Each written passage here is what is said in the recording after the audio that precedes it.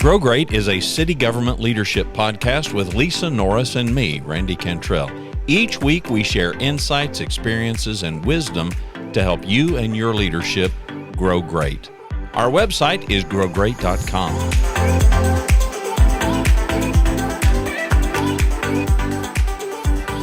Hi, Randy Cantrell here. No Lisa. She's perfectly fine. She's safe. All is well. She is just incredibly busy, and so as not to intrude anymore on her schedule. The last thing she needs is just one more thing on her to-do list. So I want to talk to you about a quote that I came across when I was a much younger man. And by the way, welcome inside the Yellow Studio. This is kind of my home away from home. This is where I do virtual calls and podcasting, and kind of a lot of work goes on inside this space that I call the Yellow Studio. I'm sitting in a yellow chair, I got yellow curtains. The original Yellow Studio had walls that color, so that's why I called it that. That was a couple of versions ago, but I've stuck with it.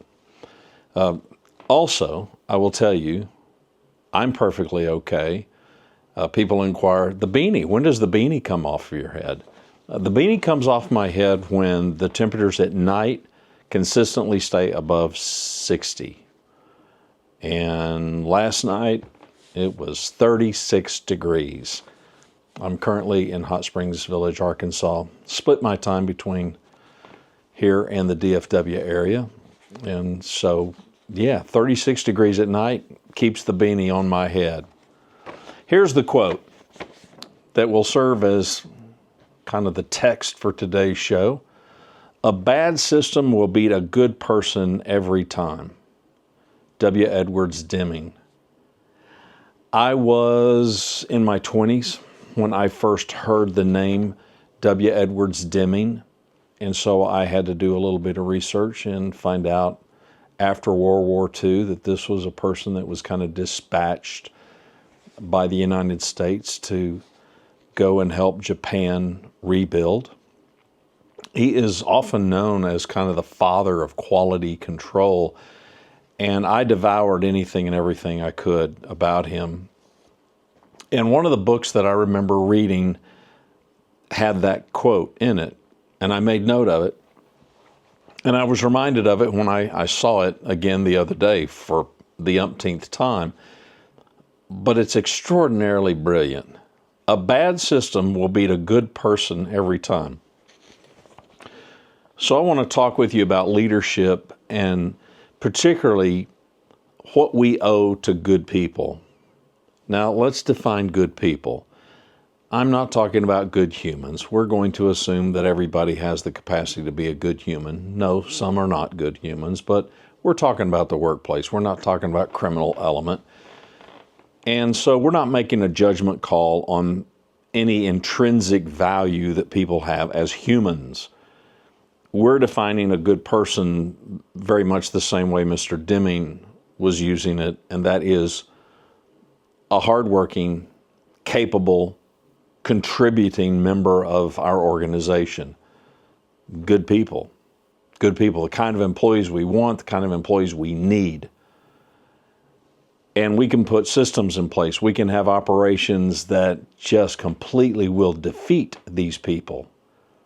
And if you think about how defeated a good person can be by a bad system, then think about everybody else. I mean, think about the average worker. Now, average, I don't mean that disparagingly. It's just a statistically valid kind of a word. Average is average. There's a reason that C students are considered average, because most of the students are probably operating at a C level, performing at a C level. And so it goes in our workplace. In our workplace, we've got people, and they do the job. They may do the job okay. They may do the job better than okay sometimes. They may do the job less than okay sometimes. They're average.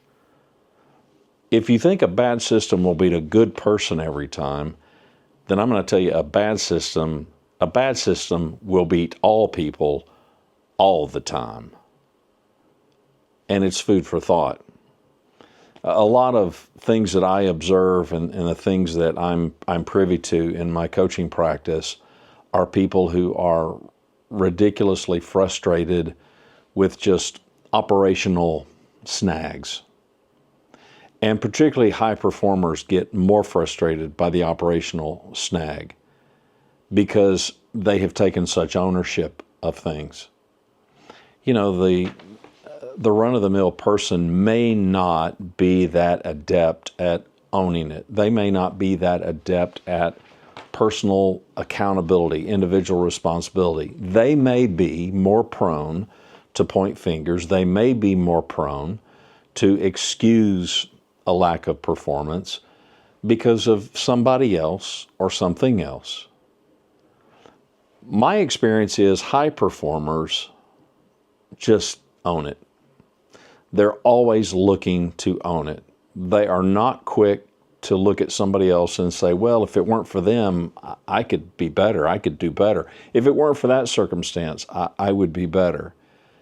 However, when it comes to these roadblocks and when it comes to these speed bumps that get in their way, high performers are much more frustrated by that than the lower performers, because they want to get things done and because they want to control their own performance as much as they can. And when there are things that are beyond their control, things that are out of their control, bad systems, as Mr. Deming calls them, and bad systems continue to defeat them, to beat them, they grow increasingly frustrated and more frustrated. The problem with this, well, there's many problems with this, none the least of which is just the inefficiency. The fact that a bad system could be converted into a good system if we would listen to our good people, if we would stop and ask our good people, what's getting in your way? What can I do to help you overcome whatever problems you face?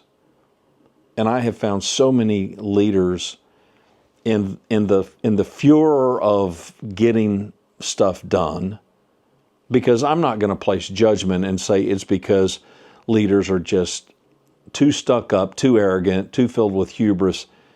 That's not always the case. Many times it's way simpler than that, and it's way more practical than that. The flurry of activity that goes on in operating a city of any size can be so massive, and the pace can be sometimes so daunting. We're just not taking the time to sit down with our people, especially with our top performing people, and say, what's getting in your way? What is it that we're doing as an organization, perhaps completely inadvertently, that I can help solve for you? And if we would take the time to do that, number one, we would discover probably all sorts of problems that we are completely unaware that even exist. And number two, we would very quickly get to some solutions. It's remarkable to me how many conversations I had with line level people, that is, the people that are in the trenches doing the work, and how quickly they recognize that a system is broken, a process isn't working. And it's also remarkable to me how innovative these people can be in offering pretty simple solutions, quite frankly, most of the time. Not some rocket science kind of a thing. It's just, instead of us doing it like this, what if we were doing it like that?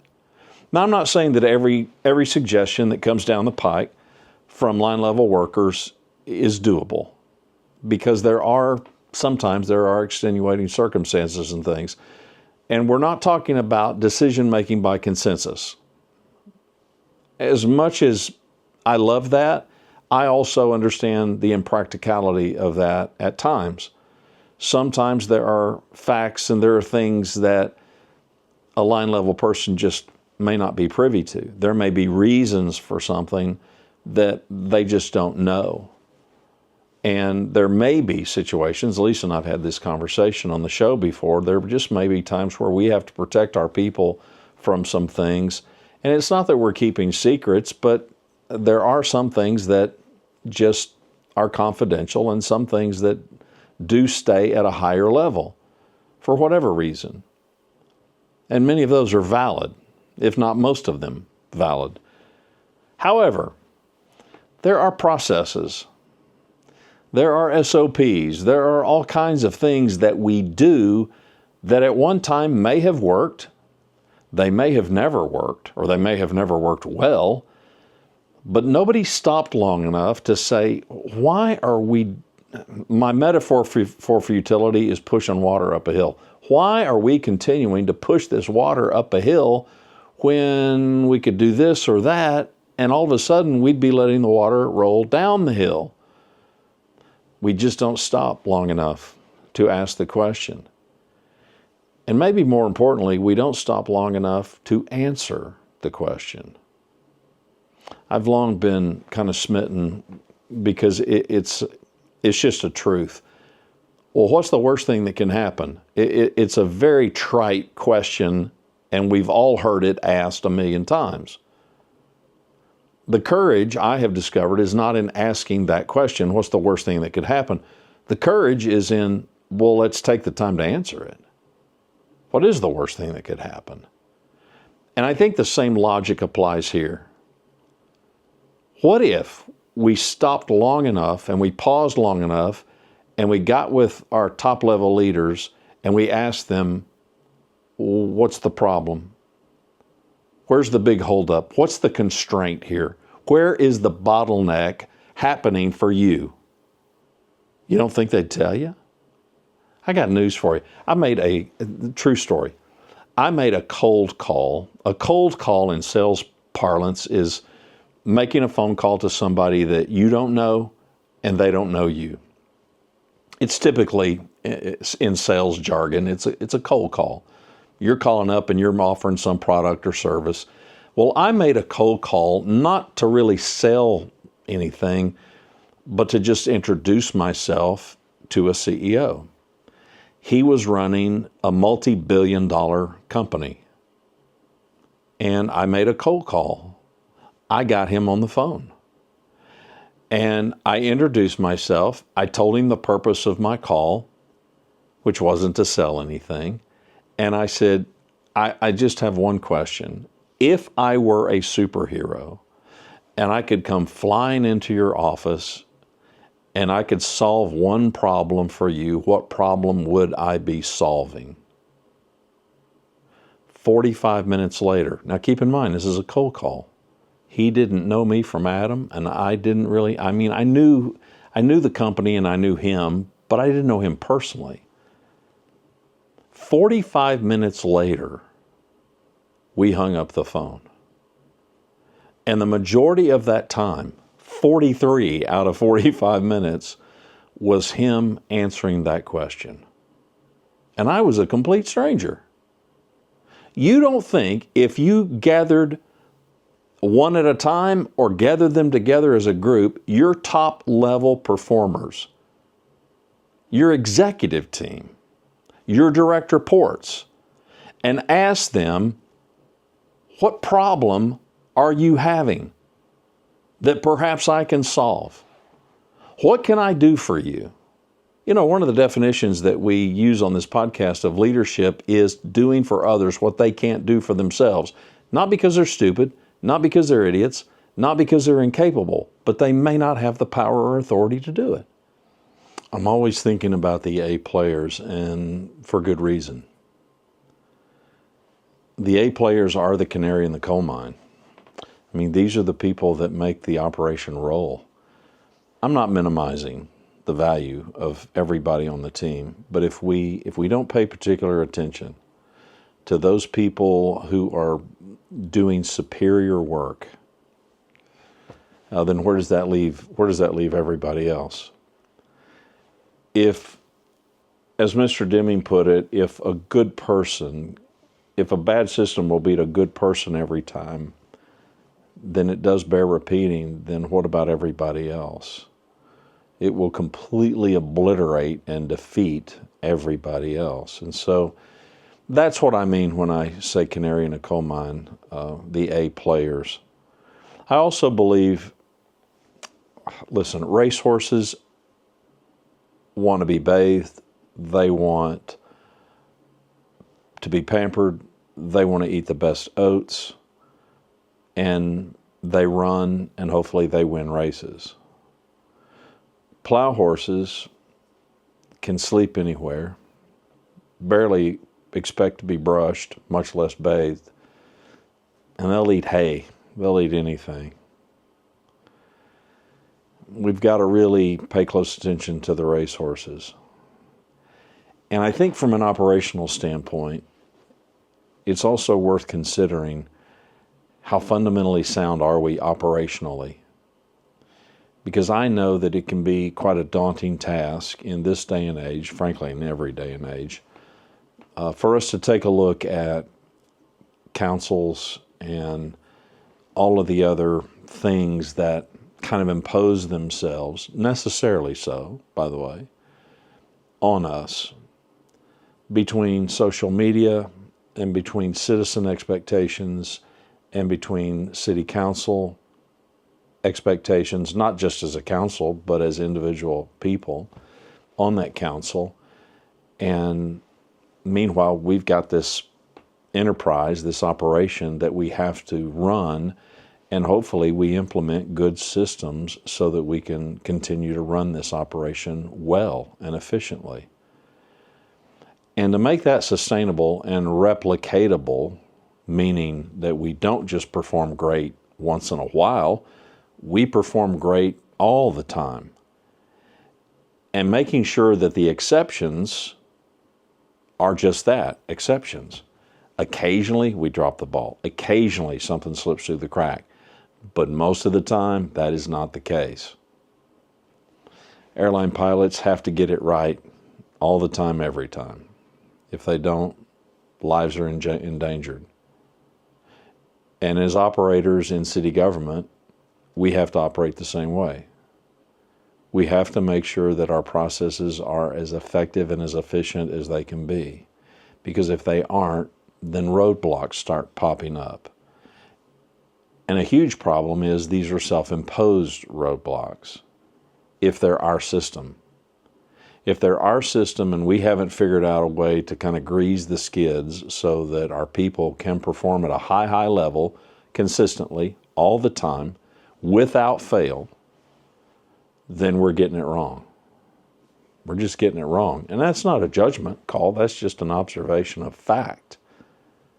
So we owe it to our good people to hit pause if we need to, gather your people together, collectively or individually, your call, or maybe both, might not be a bad idea, and simply ask the question and give the time to answer, what problem are we not solving?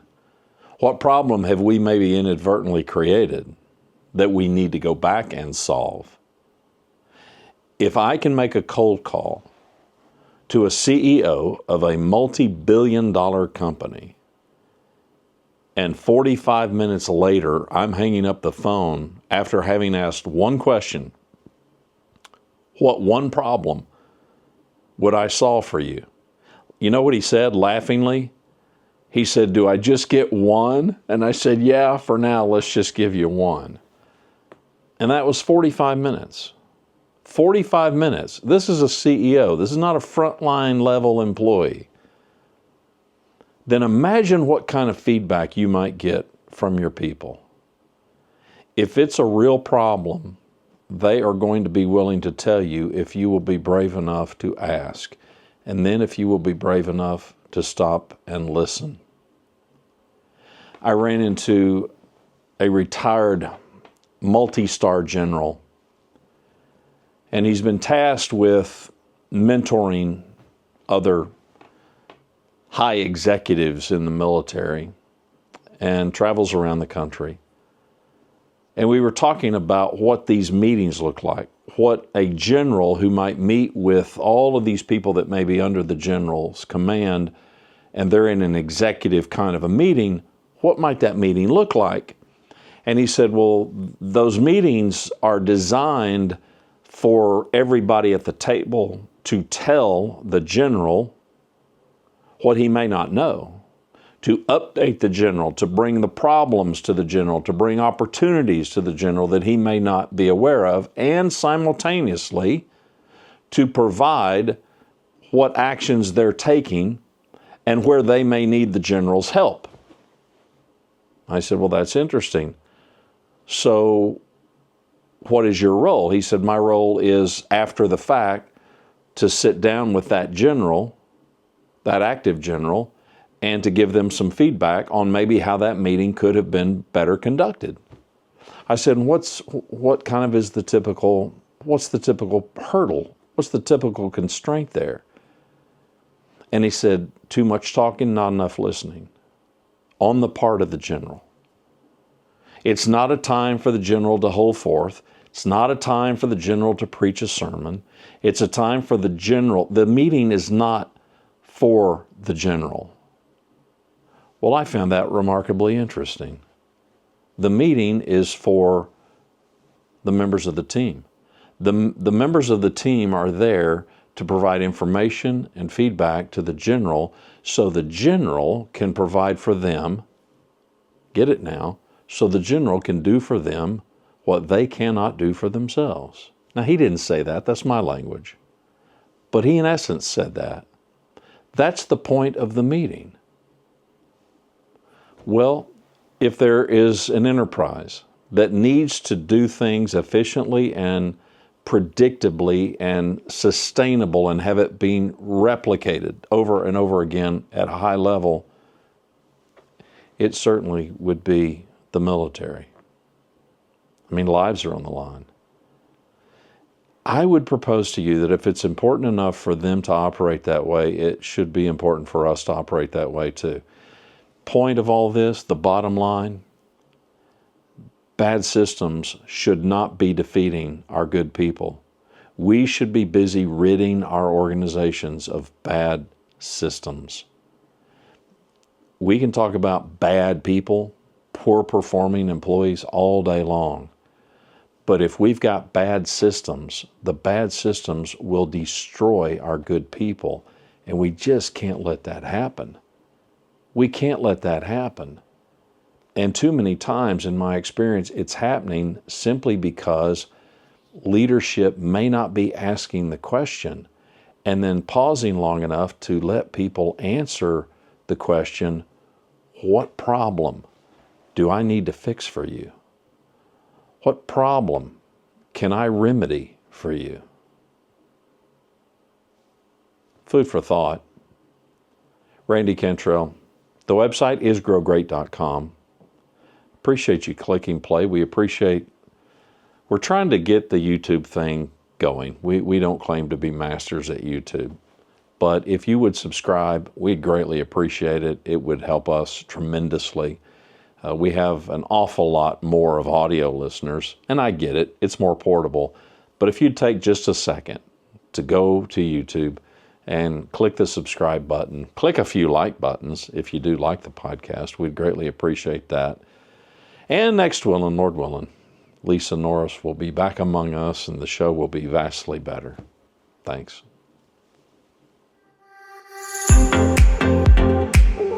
Thanks for watching and listening to Grow Great, the City Government Leadership Podcast. Our website is growgreat.com. For Lisa Norris, I'm Randy Cantrell. We hope you'll subscribe to the show, and we hope you'll tell a friend.